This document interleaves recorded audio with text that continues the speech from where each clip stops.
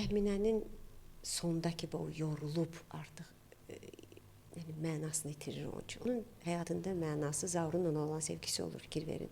Qadın televiziyada işə düzəltəndə, amma ayaqda saxlayan o olur, o oğlanın məhəbbəti. O bizim papa, mama uşağı dediyimiz həyatda hələ bir daş üstünə qoymayan, həyatın heç bir çətinliyini görməyən, hər şey hazır şəkildə qabağına gələn bir, belə deyək, kişi cinsinin üzvü.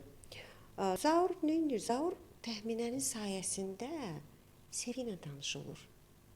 Amma ona elə gəlir ki, təxminənin, yəni bu artıq belə deyək, cəmiyyətdə qəbul olunmamış qadının sevgisi budursa, görün məni qabaqda hələ nələr, mən elə kimlərlə, amma ömrünün sonuna qədər təxminənin sevgisi ona bir yara olur. Adətən özümüz keçdiyimiz o çətinlikləri istəmirik övladımız yaşasın. Bir mənalı. Deyir ki, hər şey hazır gətirəm. Zaur da yəni o qəbildən insan idi. Bəlkə də onun valideynləri, nə bilim, mənim atam, Allah rəhmət eləsin, ölənlərsə deyirdi ki, həmişə rayonda deyirdi, elektrik yox idi. Bala biz lampa işığında öyrənirdi, yazıb, oxuyub gəlir, bu yerlərə çıxmışdı.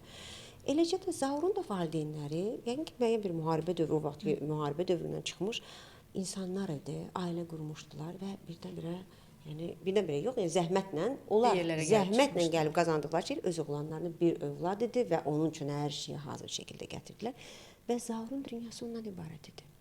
Öyle bir idi ki, hər şey həmişə belə asan olacaq.